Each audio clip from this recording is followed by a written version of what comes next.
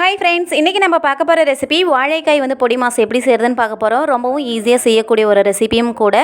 வாங்க எப்படி செய்கிறதுன்னு பார்க்கலாம். இப்போ 3 வாழைக்காய் எடுத்துக்கோங்க. அதனுடைய நுனிப்பகுதி அடிப்பகுதி வெட்டிட்டு சுடு தண்ணியில் கொஞ்சமாக உப்பு மஞ்சத்தூள் போட்டு வேக விட்டு எடுத்துக்கலாம். வாழைக்காய் 1 நிமிஷத்துலேயே நல்லா வெந்து வந்துடுங்க. வெந்து வந்ததுக்கப்புறம் நம்ம தண்ணியை ஃபில்டர் பண்ணிவிட்டு தோலை ரிமூவ் பண்ணிவிடுங்க. ரிமூவ் பண்ணிவிட்டு நம்ம கேரட்டை திருவுறதை பயன்படுத்தி இந்த ஷேப்பில் திருவி எடுத்துக்கலாம். வானலில் தேவையான அளவு எண்ணெய் சேர்த்துக்கோங்க. கடுகு பொரிஞ்ச உடனே பூண்டும் சோம்பும் தட்டி சேர்த்துக்கோங்க. இது மாதிரி சேர்க்கறதுனால இந்த பொடி மாஸ் ரொம்பவே டேஸ்ட்டாக இருக்கும்.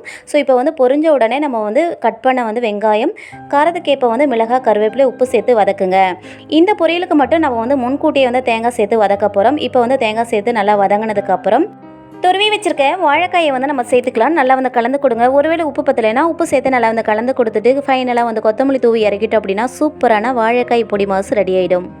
இந்த ரெசிபி இதே மாதிரி நீங்களும் ட்ரை பண்ணுங்கள். ட்ரை பண்ணி பார்த்துட்டு எப்படி இருந்துச்சுன்னு லைக் பண்ணுங்கள், ஷேர் பண்ணுங்கள். மறக்காமல் என்னோட சேனலுக்கு சப்போர்ட் பண்ணுங்கள்.